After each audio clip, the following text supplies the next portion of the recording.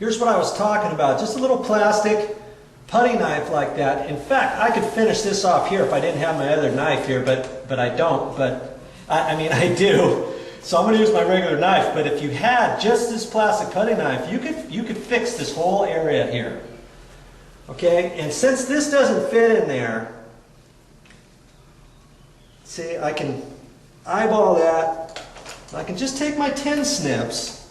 I'm just going to cut this off. Let's see if I can do. That's probably far enough.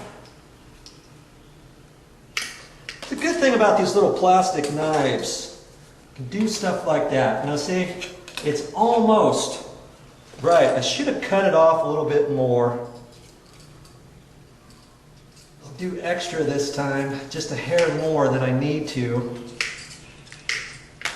Let's see what happens here.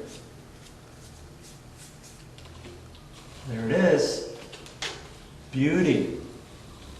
I can use that for that little area right in there. Okay? This plastic putty knife came in handy for me once again. So always be ready for your job. Anything small like that, you can cut anything. If you got, some plastic putty knives, so it'd be nice to carry a couple 1-inch with you and maybe a 2-inch putty knife with you or anything of that nature so you're ready for anything.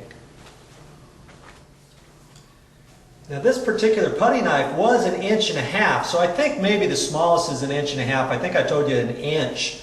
But just look at the store. 1.5 inches would be nice. Now, the thing I wanted to point out, they have little plastic knives like this, probably up to 8 inches wide.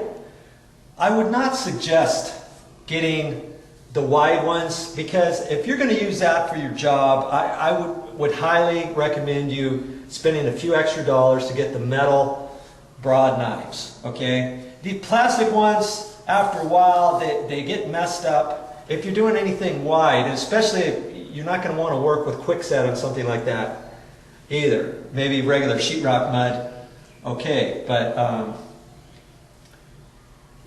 I usually just get the 1.5 inch and 2-inch blades because anything more than that, or maybe even up to 2.5 inch or even 3-inch, because the smallest metal knife I have is a 3-inch. So I always like to have other things. Let's say if I need 2 3/4.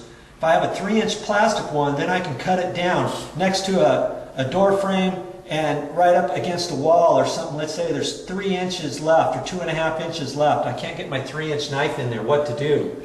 I wouldn't want to use an 1.5 inch putty knife there because that's just not going to work. So that's why you need to get different sizes up to your finished size. Like I carry a metal 3-inch and then a 4-inch, a 6-inch, an 8-inch, a 10-inch, a 12-inch. So I'm pretty much ready for anything above 3 inches. Okay. Then after that, I've got a regular, putty knife, metal putty knife. If I had to use that in a pinch, but I'm certainly not going to cut that down and fit it in there. Ooh, that's when the plastic ones come in handy.